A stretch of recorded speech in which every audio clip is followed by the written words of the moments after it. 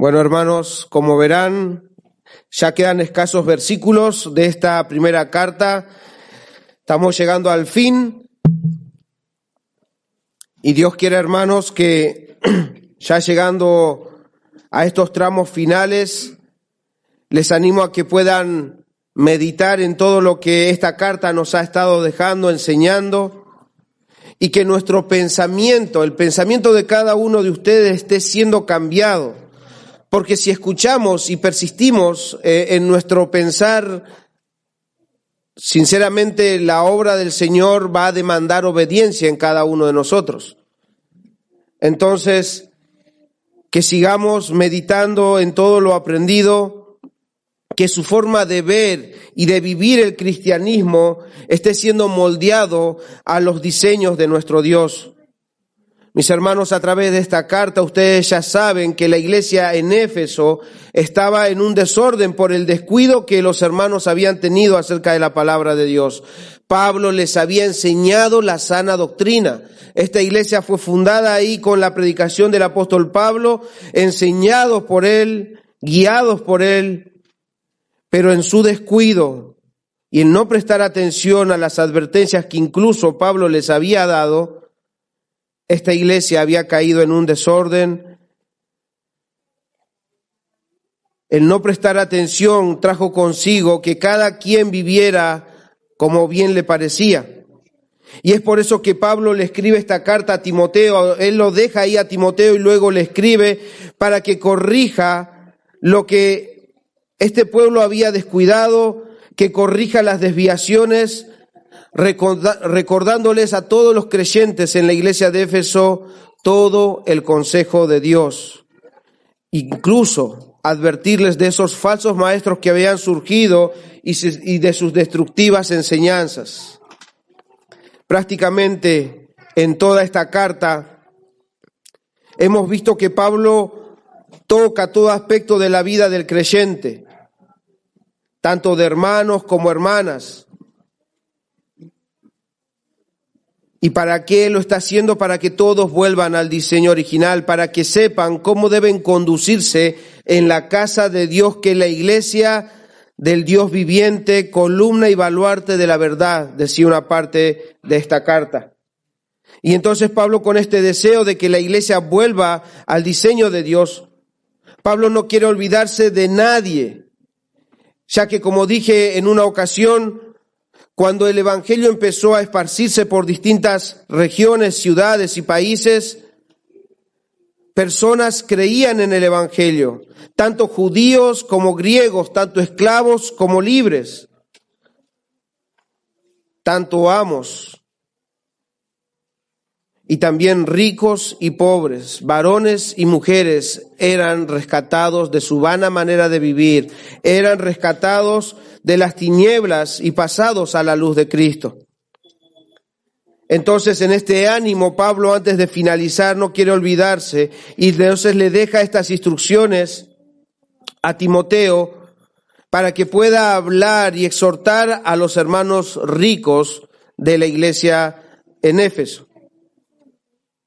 Él no va a dejar pasar por alto a ninguno que pueda estar en la congregación. Y he titulado esta exposición de esta mañana, El buen uso de las riquezas. Leamos de nuevo ahí en el versículo 17, dice, a los ricos de este siglo manda que no sean altivos ni pongan la esperanza en las riquezas, las cuales son inciertas, sino en el Dios vivo que nos da todas las cosas en abundancia para que las disfrutemos. Bien. Pablo aparentemente vuelve a tocar el tema de lo que es las riquezas, el dinero. Estas cosas ya lo habíamos visto en versículos anteriores, como en el 5, en el 9, en el 10 de este mismo capítulo. Pero en ese contexto Pablo estaba hablando a aquellos que quieren enriquecerse, aquellos ávaros, aquellos codiciosos de ganancias. Aquellos que por amor al dinero incluso se habían extraviado y habían caído en condenación y en destrucción. Aquellos que deseaban enriquecerse. Ahora, en los versículos que expondré en esta mañana, Pablo habla acerca de los hermanos que ya eran ricos.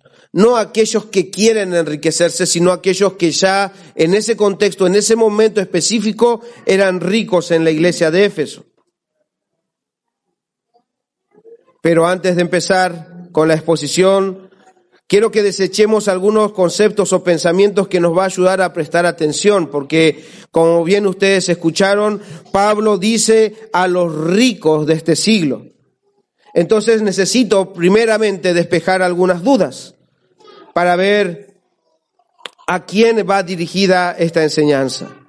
Voy a preguntar con sinceridad, quiero que ustedes respondan, ¿hay algún rico acá? Y no estoy hablando de cosas espirituales, ¿sí? No estoy hablando de, sí, en Cristo somos millonarios. No, sinceramente, en cuanto a posesiones, en cuanto a dinero, en cuanto a las cosas que uno puede considerarlo como rico, ¿hay algún rico acá? Bueno, por eso mismo quiero despejar un poco estas cuestiones porque de otra forma van a decir, bueno, hasta ahora nadie respondió, entonces esta predicación no es para ninguno de ustedes. Esperemos que cuando algún rico venga, hoy suspendemos esta exposición porque no va a ser para ninguno de ustedes. La mayoría de nosotros no nos vemos como ricos porque según lo que nos ha sido enseñado por la sociedad y según incluso las clases sociales que han dictaminado tanto los políticos como la economía, nosotros tenemos que encajonarnos o encasillarnos en alguno de esas clases sociales. Yo pregunté, ¿hay algún rico acá? No sé si no quisieron responder para que después no digan, Pero puede ser que alguno pueda decir, yo soy o encajo en la clase baja de lo que la sociedad, digamos, que encajona a distintas personas, a personajes de la sociedad. Alguno puede decir, yo soy de clase baja, por eso no respondí. O algunos pueden decir, soy de clase media. O a lo sumo puede ser que llegue a la clase media alta, pero a rico o a clase alta no llego, hermano. No llego a fin de mes. Así que no creo que sea rico. También nuestra sociedad hace que nosotros distingamos, por ejemplo, el valor de la persona, el valor de las posesiones, incluso según el barrio en el que viven. O sea, vean ustedes el concepto que uno puede llegar a tener simplemente por el barrio. Si yo les preguntara a ustedes, ¿dónde viven los ricos? Ustedes vean cómo nuestros pensamientos, nuestras formas de ver, incluso nuestra propia sociedad, hace que nosotros pensemos de una forma. Si yo les digo, voy a decirlo para aquellos que no están siguiendo la transmisión, ¿no? Acá en Puerto Madryn se suele decir que los ricos viven en el barrio sur y que de los pobres, o que de aquellos de la clase baja o esa clase que vive en los suburbios. Esos son los pobres. ¿Y dónde viven? En el San Miguel, en el Perón, en el Pujol. Y entonces los que viven en ese barrio, no, nosotros somos pobres, vivimos en la periferia, vivimos allá al fondo de todo. Pero sinceramente, hermanos, si ustedes van y caminan o andan por allá con tranquilidad, van a ver algunas casas o algunos automóviles que diríamos, ¿este es el barrio sur? Como que estas casas no, porque si uno habla de periferia, uno habla de lugares carenciados. Yo cuando era chico crecí en una villa donde las casas eran de chapas y con las mallas esas de campo, ahí estaban las enredaderas y ahí hay algunos que incluso vivían con cartones.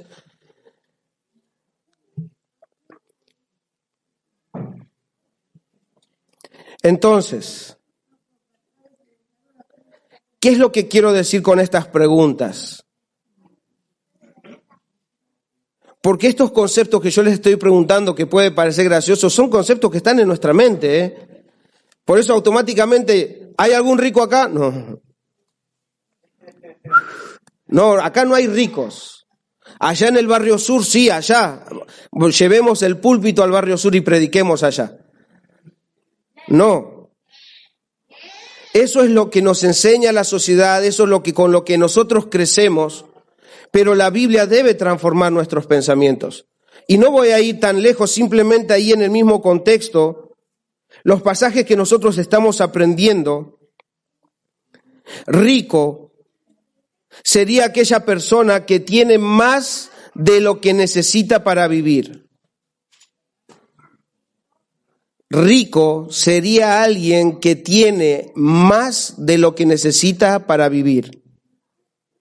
Esto no se va a tratar de tanto las posesiones o como en los noticieros ustedes escuchan, la pobreza es aquellos que llegan a percibir un sueldo no mayor a tal. Soy pobre. Y si excede tal número pasa a la otra clase y si pasa esto no llego, así que sigo siendo pobre. Somos los pobres de la sociedad. Veamos qué dice en versículo 8 del mismo Timoteo que estamos nosotros aprendiendo de este mismo capítulo. Desde el 5 vamos a leer. Dice, pero gran ganancia es la piedad acompañada de contentamiento. Porque nada hemos traído a este mundo y sin nada podremos sacar. Y escuchen ahora el versículo 8. Así que, teniendo sustento y abrigo, estemos contentos con esto. O sea, que para vivir no necesito grandes riquezas, que teniendo sustento y abrigo, estemos contentos con esto. O sea que con estas cosas estamos abastecidos y resguardados. Por lo tanto, podemos vivir contentos. Pero sigan leyendo un poquito más.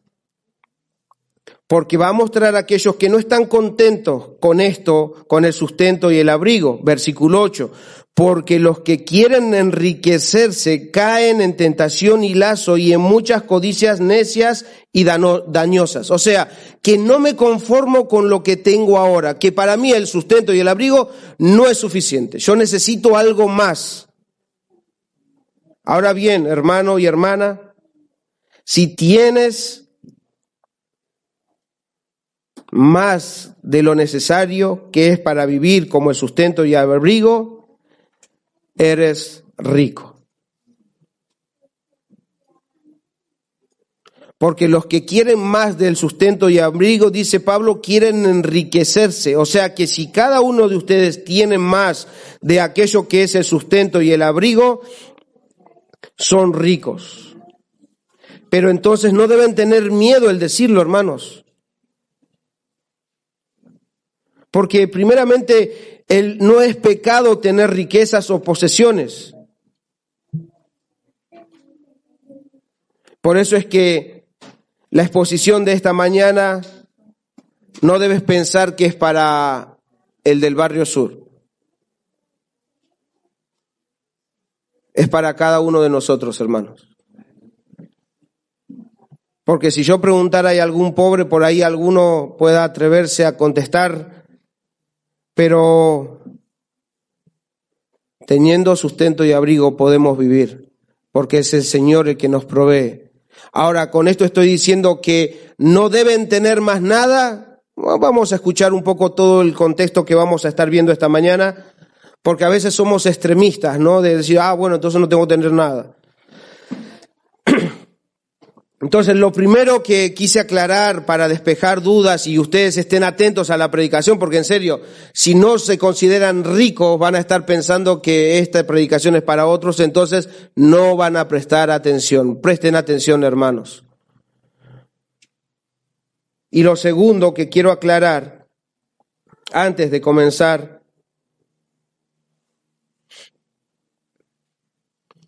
es aquello que dije también hace varias semanas atrás, Dije que que el dinero no es pecado en sí mismo, sino el amar al dinero. Y incluso dije que Dios nos enseña en la Biblia que, por ejemplo, a ciertos personajes, que el mismo Señor, nuestro Dios, el Todopoderoso, el Creador de todas las cosas, enriqueció. Y yo en su momento cité a Abraham, a Job, a Salomón. Fueron hombres de muchas posesiones. Y esos están en el Antiguo Testamento, pero en el Nuevo Testamento también podemos nosotros ver a algunos ricos que fueron seguidores de Cristo, como por ejemplo Lidia, quien evidentemente fue una próspera mujer de negocios. Ustedes lo pueden leer ahí en Hechos 16:14 en sus casas. También otra mujer llamada Tabita o Dorcas, quien ayudaba a muchos pobres. Hechos capítulo 9, versículo 36 al 41, o como también Filemón, quien tenía algunos esclavos, de los cuales es nombrado Onésimo. Evidentemente habían personajes que estaban en una posición donde tenían bastantes posesiones materiales o riquezas, y Dios incluso los usó. Él no les pidió que dejaran todas sus cosas. Estos personajes eran ricos. Dios los había prosperado. Pero hermanos, con lo que Pablo está hablando acá, no está diciendo que ser rico o ser pobre sea mayor o menor que uno que el otro. El tema que Pablo nos quiere enseñar no es tanto si tienen o no tienen, sino es qué es lo que hacen con lo que tienen. Así que no se preocupen si tienen mucho en tener miedo de decirlo, y si tienen poco en decir no, yo tengo muy poco. No se trata de esto, sino de qué vamos a hacer con lo que tenemos. Es por eso que el buen uso de las riquezas, el título de este sermón, y para empezar, voy a empezar por el primer punto. Para hacer un buen uso de las riquezas, no debemos descuidar las advertencias. Entonces, habiendo despejado estas cositas antes de empezar, prestemos atención al versículo 17. Dice ahí: a los ricos de este siglo manda que no sean altivos, ni pongan la esperanza en las riquezas, las cuales son inciertas. A los ricos de este siglo manda. En la Dios habla hoy, dice: a los que tienen riquezas de esta vida, Timoteo debía mandarles. Él debía advertirles, debía ordenarles que no sean altivos. La tarea de Timoteo era hablar a estos hombres ricos. Y obviamente debo también decir que no todos los que son ricos son altivos. No todos los que son ricos son altivos, pero sí que todos los ricos tienen o tendrán esta tentación. Es evidente que las riquezas vienen acompañadas con una tentación de superioridad. Y para Timoteo, hermanos, no iba a ser fácil enfrentar u ordenar o mandar a estos ricos, porque si estos hombres cayeron en la tentación de ser altivos, ellos estaban acostumbrados ya a hacer y deshacer sin ningún límite, ya que con las riquezas uno consigue lo que quiere y hace lo que quiere. Entonces estos hombres debían ser frenados, debían ser advertidos, debían ser ordenados a que no pongan su confianza y que no sean altivos. Y no iba a ser una tarea fácil.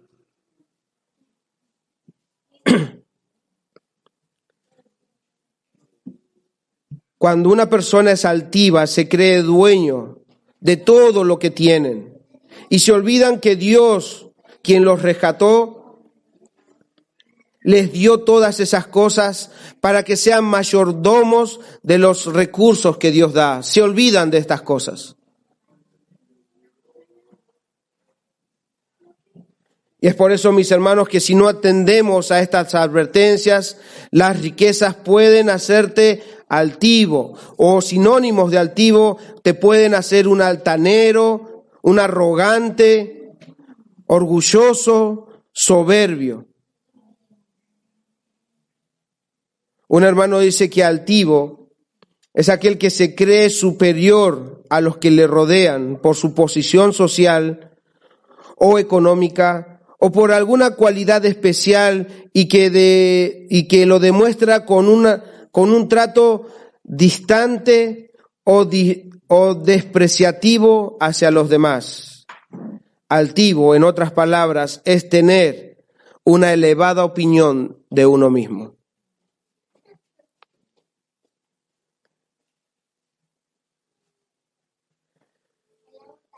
Entonces deben cuidar a aquellos que son ricos, debemos cuidarnos porque si hemos podido llegar a la conclusión de que tenemos más de aquello que necesitamos para vivir, debemos cuidarnos de la altivez, debemos cuidarnos del orgullo, de pensar que es nuestro sacrificio el que hace que consigamos ciertas riquezas o cosas materiales, cuando posiblemente podamos olvidarnos que es Dios quien nos da la vida todos los días y que podamos caminar e incluso salir a trabajar. Otra advertencia que debe tomar en cuenta el creyente que ha recibido más de lo necesario, Pablo dice que ni pongan la esperanza en las riquezas, las cuales son inciertas. Mis hermanos, el que tiene riquezas ve que con ello puede comprar un buen pasar, puede de alguna manera encontrar comodidad, respeto y otros logros, y sin darse cuenta se está moldando a los afanes y a la búsqueda de este mundo. Con todo esto, tentado incluso a poner su confianza en lo que tienen, en vez que poner su confianza en Dios. Si uno quiere ser y hacer un buen uso de las riquezas, debe poner su confianza en Dios y no en ellas. ¿Por qué? Porque dice que aquellos que confían en las riquezas están haciendo una mala inversión. Pablo dice las cuales son inciertas, o sea que las riquezas no son seguras. Entonces, es casi un crimen poner nuestra confianza en algo que no es seguro, pero que a muchos les hace sentir seguros. No es seguro, pero el sentimiento que a veces te da es de seguridad. Proverbios 11:28 dice que el que confía en sus riquezas caerá como hoja seca. Mis hermanos, cuando se realiza, por ejemplo, una inversión, uno renuncia a los recursos que tiene en el presente para lograr el beneficio futuro. Pero esa inversión es insegura, es incierta. Es por eso que debemos concluir en que si nosotros ponemos nuestra confianza en las riquezas, es como hacer una inversión asumiendo ciertos riesgos. Pueden ganar, pero también pueden perderlo todo. Y Job aprendió de esto. Job supo que las riquezas podían estar un día y al otro día se fueron. Un día podés, hermano, tener mucho y al otro día no tener nada. Un día podés ser rico, al otro día pobre. Si tu confianza está en las riquezas, el día que el Señor permita la pobreza, lamentarás tu pérdida y no le darás gracias a Dios. Pero si tu confianza está en Dios, aprenderás a responder como respondió Job cuando lo perdió todo. Él dijo en Job capítulo 1 versículo 21, desnudo salí del vientre de mi madre y desnudo volveré allá. Jehová dio y Jehová quitó. Sea el nombre de Jehová bendito. Entonces, si te duele perder, no todo, incluso hay cosas que uno va gastando y ya se pone impaciente, imagínense si perderían todo. Todo. ¿Responderían como Job? Si nos preocupa perder lo poco, ¿qué pasaría si ustedes van por la calle y resulta que la quincena se les extravió? Se rasgan las vestiduras, van a ir y van a publicarse algunos, Dios quiera que les devuelvan, pero imagínense que la quincena no creo, pero bueno, solo Dios puede hacer que se los devuelvan. Pero lo que quiero decirles es que si nos duele perder esto, una quincena, si perderíamos todo, como perdió Job, mis hermanos, esto no es desafiarnos, sino esto es aprender a descansar en la provisión de Dios. Porque Dios hace al rico, como también Dios hace al pobre. Entonces debemos aprender, hermanos, a depender de Dios. Y cuando tenemos pérdidas económicas, a entender que es dentro del plan de Dios para que nosotros podamos dejar de depender tanto en las riquezas, a sentirnos seguros en las riquezas. Incluso puede ser que Dios esté probando dónde está puesto tu corazón. Pero pregúntense cada uno, así como me he estado preguntando yo podría responder como Job, Jehová dio y Jehová quitó. Y dejar de preguntarnos, decir, Señor, ¿por qué me está pasando esto a mí? Y decir que el nombre de Jehová sea bendito. Lo segundo que vamos a ver, que para hacer un buen uso de las riquezas, no debemos olvidar quién es la fuente. Leamos de nuevo, dice ahí, ni pongan la esperanza en las riquezas, las cuales son inciertas, sino en el Dios vivo, que nos da todas las cosas en abundancia para que las disfrutemos.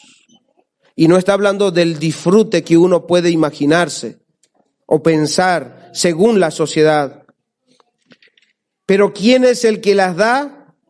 Dios, el Dios vivo.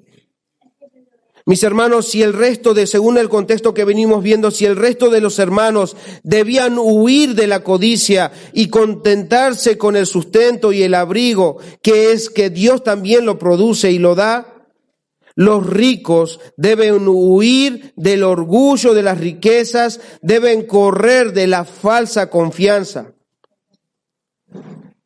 Mis hermanos, Pablo no les dice que dejen de confiar. Les dice que confíen en Dios, que en vez de hacer sus esfuerzos y descansar y confiar, Pablo no le dice dejen de confiar, no, en vez de confiar en las riquezas, confíen en Dios, quien es la fuente.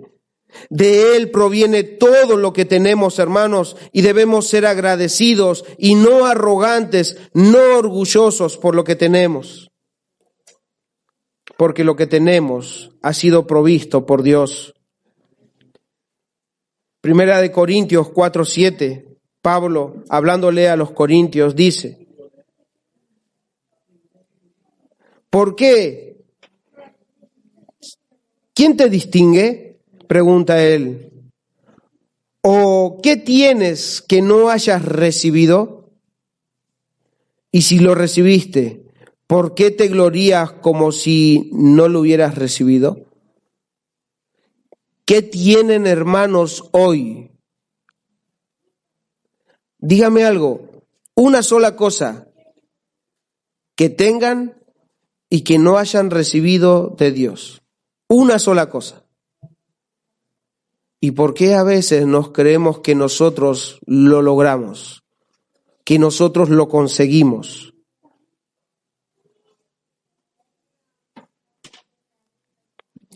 Pablo no les está dando indicaciones para que, de alguna manera, si quieren dejar de confiar en las riquezas, desháganse de las riquezas y hagan votos de pobreza. No les dice esto porque él mismo sabe que en situaciones o en momentos específicos Dios les da prosperidad, Él les da abundancia para que las disfruten. Hermanos, en serio, quien entiende esto, que es Dios el que provee, disfruta de la provisión abundante. Pero el que pone su confianza en las riquezas, no las disfruta. Para él les son un peso. Tiene temor a perder lo que tiene. Se preocupa en cómo conseguir más. Su mente está tan ocupada que se ha olvidado de disfrutar. Ah, dirá alguno, pero los que tienen riquezas pueden hacer viajes a todos lados, se pueden comprar todo lo que quieran. Estos tienen los mejores celulares, tienen autos 0 kilómetros.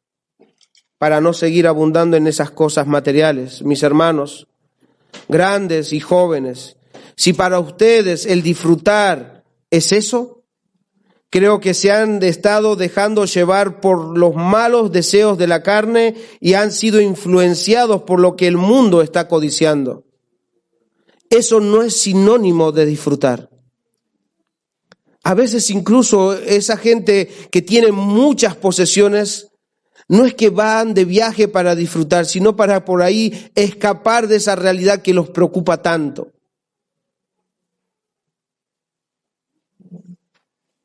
Pero si incluso todavía insistes que disfrutar es todas esas cosas materiales, déjame poner una imagen en tu mente. Si piensas que eso es disfrutar, ¿qué piensas de Jesús? Que no tenía dónde reposar la cabeza, que el único 0 kilómetros que él montó fue un burro y que la única vía de comunicación con su padre no era un celular de último modelo, sino la oración. ¿Qué piensas de Jesús entonces? Y yo creo que él aprendió a disfrutar de la vida que Dios da. El disfrute con las cosas pasajeras no es verdadero disfrute. Entonces, lo tercero que debemos ver es que para hacer un buen uso de las riquezas, primero hemos dicho que debe atender la advertencia. Segundo, debemos no olvidar quién es el que la provee. Y lo tercero es que debemos invertir en lo seguro. Y esto es chocante.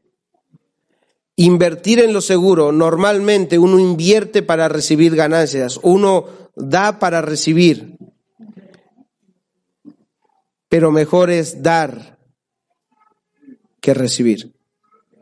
O sea, dice así Timoteo 6:18, que hagan bien, que sean ricos en buenas obras, dadivosos, generosos. Pablo le da la instrucción para que los hermanos ricos, aquellos que tienen más de lo necesario, no confíen en las riquezas. Si en algo deben invertir, que inviertan sin ninguna duda en lo que Dios nos indica. ¿Por qué? Porque Dios en ocasiones permite que algunos sean muy ricos, pero no lo hace para que se llenen de orgullo y sean egoístas, sino que aprendan a dar, aprendan a ser dadivosos, aprendan que dar el bien que han recibido y hacer el bien también a otros. Por eso que en Mateo 6:19 al 21 dice, no os hagáis tesoros en la tierra donde la polilla y el orín corrompen y donde el ladrón mina y hurtan, sino haceos tesoros en el cielo, donde ni la polilla ni el orín corrompen, y donde el ladrón no mina ni hurta.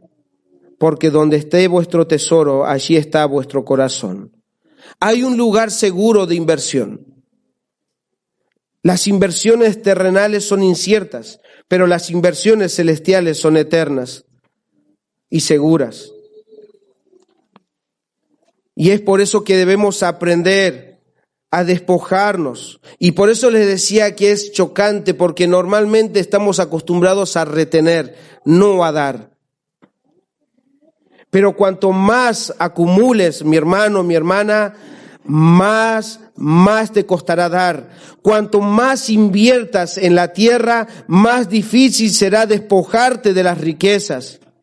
Tengan cuidado de caer en la tentación de centrarse solamente en las riquezas que tienen ustedes y pensar en sí mismos. Pues si lo hacen, serán cegados a la necesidad de los demás o a invertir en la propagación del Evangelio. Dejarán de pensar en lo eterno, dejarán de pensar en invertir en aquello que tiene valor eterno y estarán tan ocupados en ustedes que dejarán de ver incluso la necesidad que está a su alrededor. ¿Quieren ver una prueba? Acompáñenme a Lucas capítulo 16, versículos 19 al 21.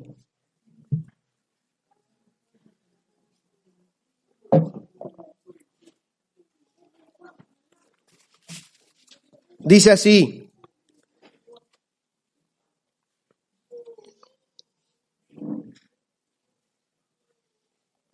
no me acuerdo en qué versión la puse, me parece que es la lenguaje actual.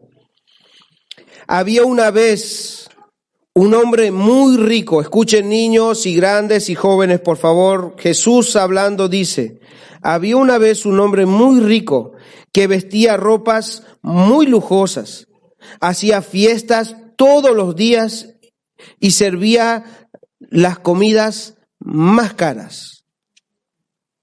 20. En cambio, junto a la entrada de su casa había un hombre pobre. ¿Dónde estaba el hombre pobre? ¿Y ustedes creen que él, con todas las riquezas del mundo que tenía, ayudó a ese hombre? Ustedes conocen el relato. Tanto le había cegado las riquezas y el disfrute, entre comillas, porque para muchos eso es disfrutar. Pero el mejor disfrute hubiese sido para él atender a ese que estaba a la puerta todos los días. Él invertía en comidas caras, en ropas lujosas, y para él estaba disfrutando de eso. En cambio, junto a la entrada de su casa había un hombre pobre llamado Lázaro que tenía la piel llena de llagas. Unas personas lo sentaban siempre allí y los perros venían a lamerle las llagas. Este pobre hombre tenía tanta hambre que deseaba comer por lo menos las sobras que caían de la mesa del hombre rico. El estar centrado en el dinero, en las riquezas, en cómo tenerlo o cómo de alguna manera hacer tener y tener más. Porque no estoy diciendo que uno pueda ahorrar, no estoy diciendo eso. Ustedes entienden cuando uno dice que está totalmente cegado, pensando solamente en si gasto mucho se preocupa y si tengo poco quiero más y quiero más para poder sentirme más seguro. Es en el sentimiento, es en lo que te hace sentir, la satisfacción que vos podés conseguir con las riquezas, la seguridad. Eso es lo que Pablo está diciendo. ¿Qué es lo que estás haciendo con tu dinero? ¿Qué es lo que estás haciendo con lo que Dios te provee?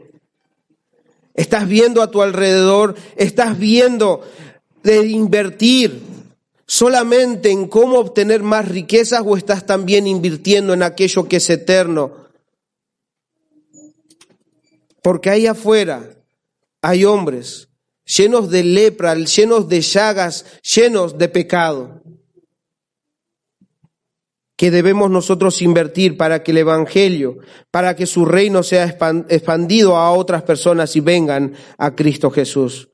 Un hermano dice, si la riqueza de una persona, presten atención, si la riqueza de una persona no contribuye a nada más que a su propio orgullo y no enriquece a nadie más que a ella misma, se convierte en su ruina, porque empobrece su alma. Pero si la usa para aportar ayuda y bienestar a otros, al hacerse más pobre, realmente se hace más rico.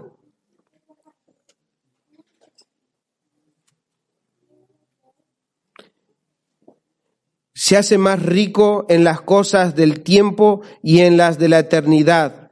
Es más bienaventurado dar que recibir, dice este hermano. cuanto más pobre se vuelve, más rico se convierte a los ojos de Dios. Por eso que es como que chocante para una mente que está constantemente reteniendo las riquezas que el Señor le esté dando. Que hagan bien, que sean ricos en buenas obras, dadivosos, generosos, atesorando para sí buen fundamento, para lo porvenir. O sea, para la vida eterna, para aquello que es seguro. Los ricos de este siglo, los que tienen riquezas en este tiempo es pasajero, este tiempo es incierto. Entonces que dediquen e inviertan en aquello que es del porvenir, en aquello que es eterno y nos conduce a la vida eterna. Hay una historia que puede simplificar esto que estoy tratando de decir. Es una historia rabínica judía. Un hombre llamado Monobás había heredado una gran riqueza, pero era un hombre bueno, amable y generoso. En tiempo de hambre dio toda su riqueza para ayudar a los pobres. Sus hermanos se dirigieron a él y le dijeron: tus padres hicieron un capital, indicando la herencia que él había recibido de sus padres. Y le preguntaron: ¿y vas a desperdiciarlo todo? Y escuchen lo que él respondió: mis padres hicieron un tesoro aquí abajo, yo lo he hecho arriba. Mis padres reunieron un tesoro de dinero, yo he hecho un tesoro de almas. Mis padres hicieron un tesoro para este mundo, yo he hecho un tesoro para el mundo por venir, para el venidero. Mis hermanos, este hombre aprendió a hacer tesoros en el cielo. Este hombre entregó todo para beneficiar a otros. En nuestros días puede parecer esto una tontería, un desperdicio de riquezas. Trabajar duro, esforzarme cada mañana para dar a otros o a la causa del evangelio. No. Para muchos hermanos, eso es una inversión que se va a perder. Pero para el creyente debe ser una inversión en lo eterno. Invertir en aquello que el Señor nos manda hacer no es una pérdida. Puede parecer una pérdida en el tiempo presente, pero es ganancia en el tiempo por venir.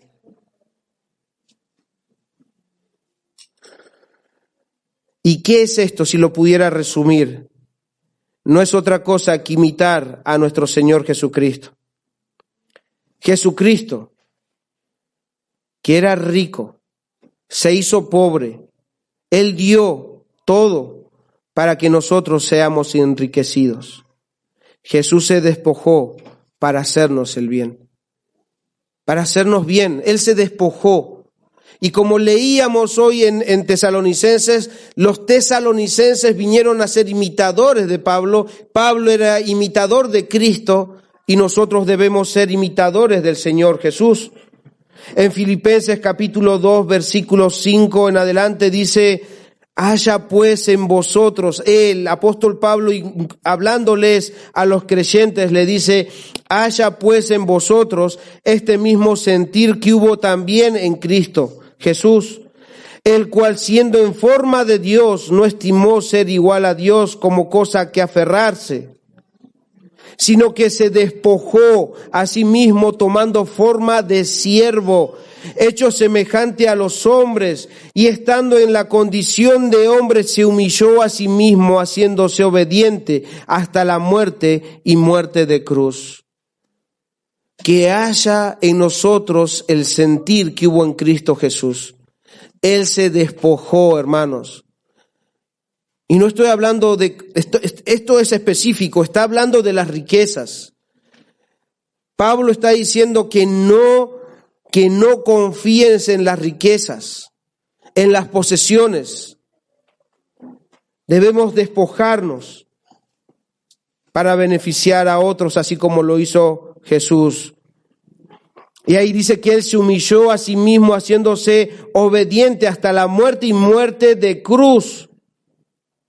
Y escucharon bien, mi amigo, mi amiga, que todavía no has puesto tu confianza en Cristo. Él murió en una muerte de cruz. Pero debes saber que Él dejó su trono para venir a salvar a pecadores como vos y como yo. Jesús mismo dijo, yo no vine a buscar a aquellos que se creen buenos. Vine a buscar a pecadores al arrepentimiento. Mi amigo, mi amiga, debes dejar de pensar que eres buena persona, que todo lo que tienes lo has conseguido con tus esfuerzos. Dios es el que te da el respirar, Dios es el que permite que abras tus ojos. Y no eres una buena persona porque no hay uno solo que lo sea, solo Dios es bueno. Y es tan bueno nuestro Dios que nos ha dado de su Hijo. Él se ha desprendido de su Hijo para favorecernos y darnos vida y vida eterna. Tienes pecado y has pecado contra Dios y debes arrepentirte. Y si incluso hasta el día de hoy, después de escuchar domingo tras domingo, reunión tras reunión, arrepiéntete de tu pecado y cree en Jesucristo. O sea, aún continúas en pecado y no solamente conforme a esto, sigues rechazando el regalo de Dios. Deja de rechazar el regalo que Dios te ha dado. Ese es el tesoro invaluable, es el tesoro que tu alma necesita, porque cuando lo tengas estarás satisfecho.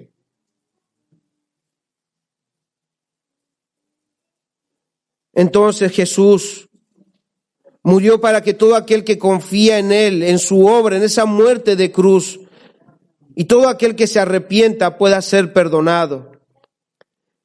Mi amigo, mi amiga, Jesucristo el justo, el Cordero sin mancha, el siervo sufriente, ese siervo obediente, se entregó en tu lugar. Él murió por vos, Él murió por tus pecados. Por eso es que debes arrepentirte y creer en Él. Y cuando lo hagas serás una nueva criatura. Si te arrepientes, todos tus pecados serán perdonados. Y si crees, tendrás vida eterna.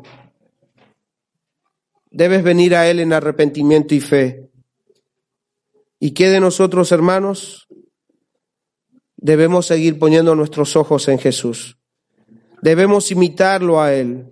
Por eso Pablo decía ahí, haya pues en vosotros el mismo sentir que hubo también en Cristo Jesús. Mis hermanos, que aprendamos a despojarnos para que el avance de su reino, el avance del Evangelio pueda seguir adelante. Que podamos invertir en lo eterno. Mientras el mundo invierte en pesos, dólares, euros, nosotros podamos invertir para que más almas conozcan al Salvador. Para que el nombre, como dice en Filipenses 2:10, para que el nombre de Jesús para que en el nombre de Jesús se doble toda rodilla de todos los que están en los cielos y en la tierra y debajo de la tierra. Y toda lengua confiese que Jesucristo es el Señor para gloria de Dios Padre. Mis hermanos de Iglesia Cristiana de la Gracia, aprendamos a usar bien los recursos que Dios nos ha dado. Que aprendamos a invertir en lo seguro, en lo eterno, en el reino de nuestro Dios.